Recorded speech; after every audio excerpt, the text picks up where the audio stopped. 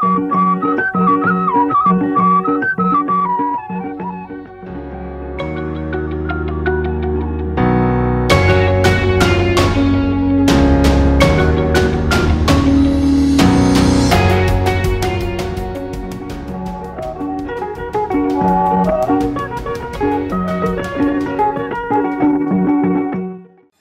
समसामयिक नीतिगत मुद्दाहरूमा केन्द्रित विशेष कुराकानी कृषि संवाद।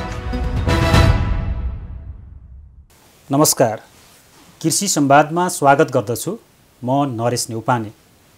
आजको कृषि संवादमा हामी राष्ट्रिय कृषि जैविक विविधता दिवसको सन्दर्भ, नेपालमा यो दिवसलाई यो वर्ष कसरी मनाइयो, पछिल्लो समय जैविक विविधताको क्षेत्रमा भइरहेका ह्रासका कारणहरू के हुन सक्छन्, जैविक विविधताको संरक्षणका लागि सरकारी एवं निजी क्षेत्रबाट भइरहेका पहल कदमीहरू कस्ता छन् र यस क्षेत्रमा देखिएका चुनौतीहरू र ती चुनौतीहरू समाधानका लागि भइरहेका पहल कदमीमा केन्द्रित रहेर कुराकानी गर्दैछौँ। कुराकानीका लागि हामीसँग हुनुहुन्छ बाली विकास तथा कृषि जैविक विविधता संरक्षण केन्द्रका प्रमुख मेघनाथ तिमिल सेना।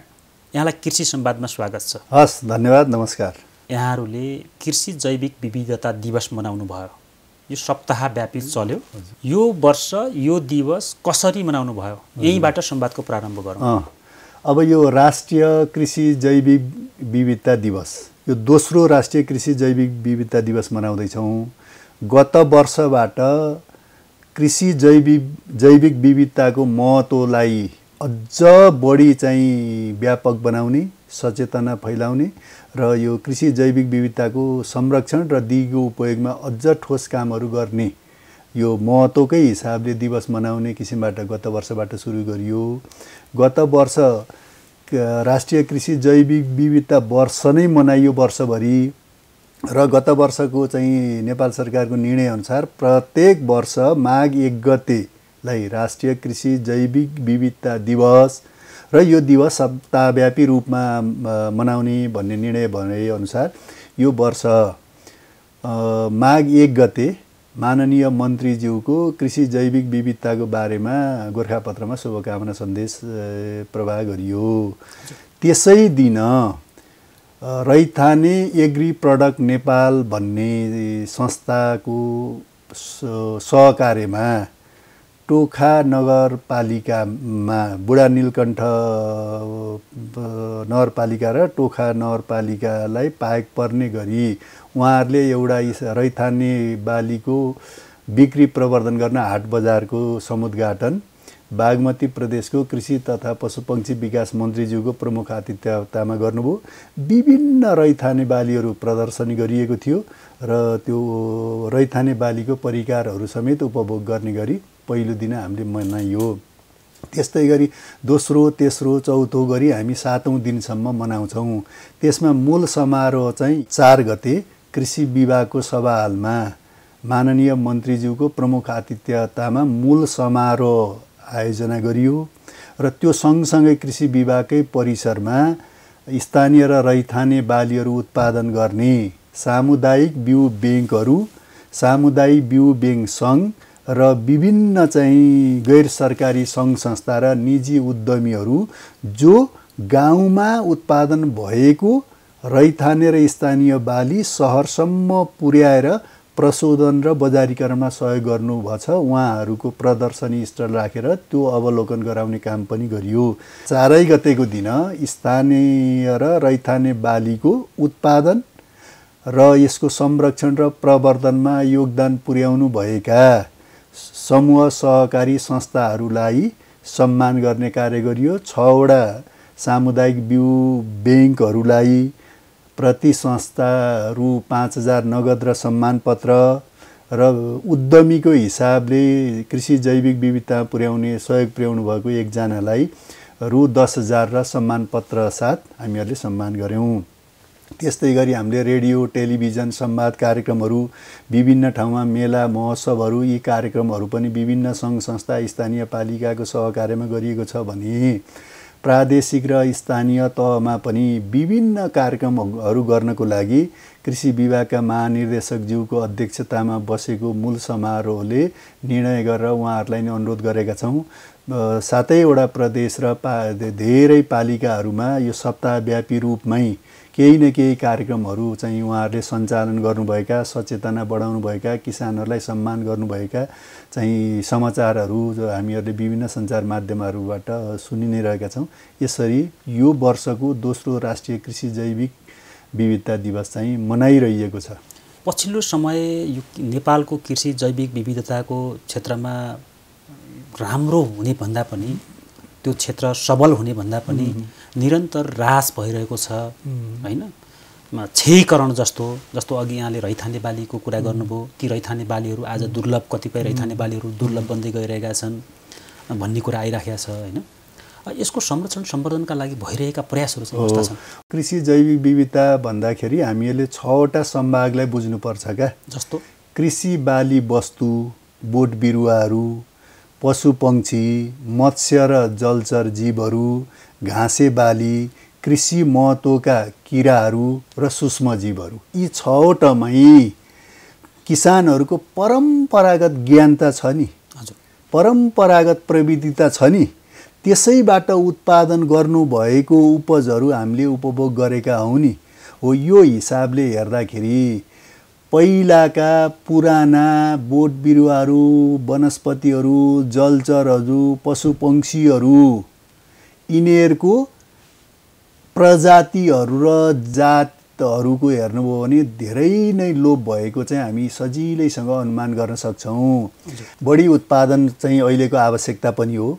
त्यो हुँदाखेरि हामीले विकसित गरिएका जुन जातहरू र एउटै जात ठुलो क्षेत्रमा लगाउने र किसानहरूको लागि पनि तुलनात्मक रूपले फाइदा हुन त पर्यो। अहिलेको दिनहरूमा किसानहरूलाई क्रमशः यस्ता चाहिँ उन्नत र आधुनिक विकसित जातहरू र प्रविधिमा किसानहरूको अग्रसरता बढेकोले स्थानीय रैथाने बालीहरू चाहिँ अलिकति छायामा परेका छन् र रैथाने स्थानीय बालीहरूको उपभोग पनि पहिल्यैदेखि अलि हामीले हेलाको दृष्टिकोणले हेऱ्यौँ। अघि यहाँले भन्नुभएका 6वटै क्षेत्रमा हजुर राम्ररी सुधारोन्मुख किसिमले कसरी काम गर्ने त? हाम्रो यसको लागि वास्तवमा यसको संरक्षण गर्नुपर्छ, यसलाई रणनीतिक हिसाबले कार्यान्वयन गर्नुपर्छ भनेर कृषि जैविक विविधता संरक्षण नीति बनेको छ 2061 मा। यसको 2071 मा संशोधन भएको छ। प्रष्ट रूपमा के हो भने विगतको हाम्रो कृषि जैविक विविधतामा जुन लोप भयो त्यसलाई संरक्षण गर्नको लागि नीति त हामीले चाहिँ अब अलि अगाडिबाटै बनाइएका छौँ। त्यो नीतिले पनि अलिकति एउटा सन्देश र त्यो अनुसारको कार्यान्वयनको खाका दिएको छ। त्यही नीतिलाई एकदम राम्रोसँग गर्न र एकदम व्यापक रूपमा जनचेतना बढाउने हिसाबले प्रत्येक माघ 1 गतेलाई दिवस र 7 गतेलाई सप्ताहव्यापी रूपमा हामीले मनाइरहेका छौँ। अब यिनीहरूलाई संरक्षण गर्नको लागि सबैभन्दा पहिला त के हुनु पर्यो? पहिचान हुनु पर्यो नि। प्रत्येक स्थानीय पालिकाको वार्डको स्थानीय महत्त्व भएका अघि भनेका 6वटा सम्भागहरू कुन अवस्था हो? पहिला माटोमा हामीलाई फाइदा पुर्याउने जीवहरूको अवस्था के थियो?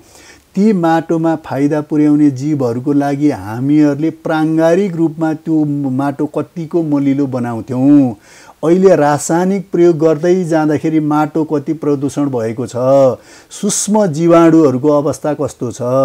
एकदम अन्धधुन्ध रूपमा चाहिँ रासायनिक विषादीहरू खेतीबालीमा प्रयोग गर्दै जाँदाखेरि मौरी, भमरा लगायत परागसेचन पुर्याउने किराहरूलाई के असर पुर्याएको छ? यो किसिमको शिक्षा, यसबाट चाहिँ हुने नोक्सानी र हामीलाई पुग्ने फाइदाको बारेमा चाहिँ साविक कृषि विकास कार्यालयहरू, अहिले कृषि ज्ञान केन्द्र, अनि यो सङ्घीय प्रादेशिक र नेपाल कृषि अनुसन्धानका फार्म केन्द्रहरूले चाहिँ आफ्ना गतिविधिहरूबाट त अगाडि बढाइरहनु भएको छ र सङ्घीय सरकारले नै अहिलेको आर्थिक वर्षमा हेर्नुभयो भने त रैथानेमा गर्व गरौँ भनेर बजेट वक्तव्यमा बजेटमै आएको छ नि त। अनि यो सामुदायिक विद्यालयहरूको दिवा खाजामा चाहिँ यो रैथानेका चाहिँ खानालाई चाहिँ प्रवर्धन गरौँ भन्ने छ। यो हिसाबले हेर्दाखेरि हामीले सचेतनामूलक किसिमबाट तिनै तहमा विभिन्न कार्यक्रमहरू तिनटै सरकारले गरेका छन्। गैर सरकारी सङ्घ संस्थाहरूले नै यसमा एकदम अभियन्ताहरूले नै काम गर्नुभएको छ र सङ्घीय सरकारले नै अब सबै पालिकाहरूमा चाहिँ बजेटको सीमितताले पुर्याउन सकिएन। गत वर्षबाटै यो कृषि जैविक विविधता र रैथाने बाली प्रवर्धन गर्नको लागि सशर्त रूपमा हामीले चाहिँ अनुदान उपलब्ध गराएका छौँ। उहाँहरूले चाहिँ किसानहरूको क्षमता वृद्धि गराउने कुरा, पालिकाले छनौट गरेको रैथाने स्थानीय बालीको उत्पादन गर्ने कुरा, त्यो रैथाने बाली उत्पादन गर्ने किसानलाई प्रोत्साहन दिने कुरा, उहाँहरूले उत्पादन गरेको रैथाने र स्थानीय बाली चाहिँ सहकारी अथवा कुनै चाहिँ संस्था मार्फत खरिद गरिदिने व्यवस्था, खरिद गर्नको लागि न्यूनतम समर्थन मूल्य तोकिदिने र खरिद गरे बापत सहकारीलाई समेत सुविधा दिने किसिमले स्थानीय पालिकाबाट राम्रो मोडेलको रूपमा यी किसिमका कार्यक्रमहरू उहाँहरूले अगाडि बढाउनुभएको छ। बजेटको दायरा फराकिलो भयो भने पक्कै पनि सङ्घीय सशर्त अनुदानमा अझ बढी पालिकाहरूमा अझ सघन रूपमा कार्यक्रमहरू लिएर जानुपर्नेछ। त्यो अनुसार हामीले चाहिँ कार्यक्रमहरूलाई पनि भनौँ न यो प्रवर्धन गर्ने किसिमले मूल प्रवाहीकरण गरेका छौँ भने प्रादेशिक र स्थानीय तहहरूको आफ्नो नीति तथा कार्यक्रममा पनि उहाँहरूले प्रदेश विशेष, स्थानीय तह विशेष रैथाने र स्थानीय बालीलाई प्राथमिकता दिएर अगाडि बढाउनु छ। यिनीहरूलाई संरक्षण गर्न सकिएन भने यी हाम्रो आफ्नो चाहिँ भौगोलिक धरातलका आनुवंशिक स्रोतहरू, चाहे कृषि बाली होस्, चाहे पशुपक्षी होस्, चाहे मत्स्य होस्, चाहे यो घाँसे बाली होस् अथवा फाइदाजनक किराहरू र सूक्ष्मजीवहरू भए, यिनीहरू अब बाँकी रहेकालाई पनि हामीले पहिचान, संरक्षण र दिगो उपयोग गर्ने किसिमले लगेन भने त पछि फेरि पुनः प्राप्त गर्न सक्दैनौँ। त्यो भएर यसलाई संरक्षण गर्ने हिसाबमा चाहिँ तिनै तहको सरकार अगाडि बढाएको छ। संविधान हेर्नुभयो भने पनि यो जैविक विविधतालाई चाहिँ संरक्षणलाई महत्त्वपूर्ण स्थान दिएको छ र यो कृषि जैविक विविधताको एकदम ठुलो अहम भूमिका चाहिँ स्थानीय सरकारकै छ भने प्रादेशिक र चाहिँ सङ्घीय सरकारको पनि कृषि जैविक विविधता र कृषिको पाटोमा आफ्नो क्षेत्राधिकारबाट कार्य गर्नुपर्नेछ। 6वटै सम्भागहरू जो यहाँले भन्नुभयो त्यसमध्ये यो पशुवस्तुको जुन रैथाने पशुवस्तुको मामला छ नि, यसबारेमा अलिकति बताइ। पशुवस्तु र मत्स्य हेरौँ न। हजुर, हाम्रो तराई, मध्य पहाड र उच्च पहाडमा जुन हाम्रो स्थानीय पशुवस्तुहरू थिए नि, हामी अब अलिकति बाल्य अवस्थामा हुँदाखेरि जुन किसिमका गाई, भैँसी, बाख्राहरू हुन्थे, तिनीहरूको दुध जुन किसिमको चाहिँ महत्त्व हुन्थ्यो, ती अहिले हेर्नु भने गाउँघरतिर त प्राय धेरै देख्न पाइँदैन नि। पुरै लोप भइसकेका छैनन्, तर धेरै थोरै मात्रै छन्। त्यो के हो भने किसानहरूलाई स्थानीय चाहिँ यी आनुवंशिक स्रोत जुन भएका स्थानीय जातका पशु वस्तुहरू छन् अथवा पक्षीहरू छन्, यी भन्दा जुन अब आयात गरिएका अथवा विकसित जातहरूले बढी दुध पनि दिने, बाख्राहरूको मासु बढी पनि हुने, कुखुराहरूबाट अन्डा बढी आउने र अलि बढी आम्दानी हुने पनि त तुलनात्मक रूपले। त्यो भएर स्थानीय हाम्रा पशुवस्तु र पक्षीहरूको पनि तिनीहरूकोमा अनुसन्धान गरेर सुधार गर्ने र तिनीहरूमा भएको जुन दुध र चाहिँ अरू चाहिँ ती उपभोग गर्ने चिजहरूको पोषक तत्त्व जुन हो, त्यो हाम्रो शरीरको लागि त यो विकसित गरिएका जातहरूको भन्दा त धेरै महत्त्व छ। त्यो भएर तिनीहरूको उच्च मूल्य पनि जान्छ। त्यो किसिमबाट यस्ता पशुवस्तुहरू चाहिँ लोप हुँदै गइरहेकोले यिनीहरूको संरक्षण गर्ने जिम्मेवारी राज्यको चाहिँ मुख्य जिम्मेवारीभित्र पर्छ। यसरी मुख्य जिम्मेवारीभित्र पर्दाखेरि तिनीहरूलाई बढी उत्पादक बनाउनु पर्ने जिम्मेवारी नै फेरि राज्यका सम्बन्धित निकायहरूको हो र केही एकदम महत्त्वपूर्ण आनुवंशिक स्रोतहरूको त संरक्षण गर्नुपर्ने नि त र भोलिको प्रयोगको लागि राज्यको दायित्वभित्र पर्छ। त्यो अनुसार तपाईँले भने जस्तो पशुलाई अलि कम प्राथमिकता हो कि भन्नेमा अध्ययन अनुसन्धान यी रैथाने बाली र स्थानीय बालीहरूमा अलि कमै भइरहेछ। किन कम भइरह? प्राथमिकता कम पाएको होइन, तर अध्ययन अनुसन्धान गर्नको लागि त दक्ष जनशक्ति नै हुनु पर्यो, बजेट नै हुनु पर्यो। त्यो त हाम्रो फोकस केमा छ भने धान गहुँ मकै अब होइन तरकारी यिनीहरूमा छ नि त। त्यो भएर अलि कम भएको हो कि भन्ने किसिमको देखिएको छ, तर यसलाई नि प्राथमिकताका साथ अगाडि बढाउनु पर्छ भन्ने चाहिँ छ। त्यसो भए यसको यो कृषि जैविक विविधताका विभिन्न आयामहरूको संरक्षणका लागि चुनौती भनेको चाहिँ बजेट एउटा पहिचान र अभिलेखीकरण, अनुसन्धान एउटा, दोस्रो अनुसन्धान होइन। यो दुईटै काम गर्न स्थान विशेषले महत्त्व भएका यो 6वटै आनुवंशिक स्रोतको पहिचान गर्न त स्थानीय ठाउँमै पुग्नु पर्यो नि। पहिचान, अभिलेखीकरण, त्यसमा अध्ययन अनुसन्धान, अनि त्यस अध्ययन अनुसन्धानपछि किसानलाई तुलनात्मक रूपले फाइदा हुन्छ भन्ने यो प्रविधि हस्तान्तरण गर्न पर्यो नि। अनि पो किसान लाग्नुहुन्छ नि त त्यसमा। प्रविधिको अवस्था के हो त? प्रविधि हस्तान्तरणको अवस्था के छ? प्रविधिको हस्तान्तरणको अवस्था के छ भने यो बाली विशेष हिसाबले भन्दाखेरि कोदोजन्य बाली भयो, फापर भयो, यी बालीहरूको चाहिँ केही प्रविधि बाली विकास तथा कृषि जैविक विविधता संरक्षण केन्द्रमा हाम्रो नेपाल कृषि अनुसन्धान परिषद र अन्य संस्थाको सहयोगमा हामीले चाहिँ भनौँ न यो प्रकाशन गरेका छौँ। पालिकामा कार्यरत हुनुहुने प्राविधिकहरू र उत्पादनमा जोडिनु भएका किसानहरूलाई तालिमहरू पनि दिएका छौँ। यसरी उत्पादन भएको चिज उपभोक्तासम्म उपभोक्ताले मन पराउने अनुसार उपलब्ध होस् भनेर परिकार बनाउनको लागि गाउँघरमै चाहिँ स्थानीय चाहिँ होटल अथवा होमस्टे रेस्टुरेन्ट चलाउने करिब 60 जना जतिलाई हामीले तालिम दिएर देशभरि नै कुनै विद्यालयमा दिवाखानामा के परिकार बनाउने, कुनै स्थानीय होटल होमस्टेहरूमा त्यहाँ उपलब्ध भएको स्थानीय रैथाने बालीबाट के परिकारहरू बनाउने भन्ने किसिमले त्यसरी तालिम प्रशिक्षण तालिम दिएर स्रोत व्यक्तिहरू पनि तयार हुनुभएको छ। कृषकसम्म पुग्छ कि पुग्दैन?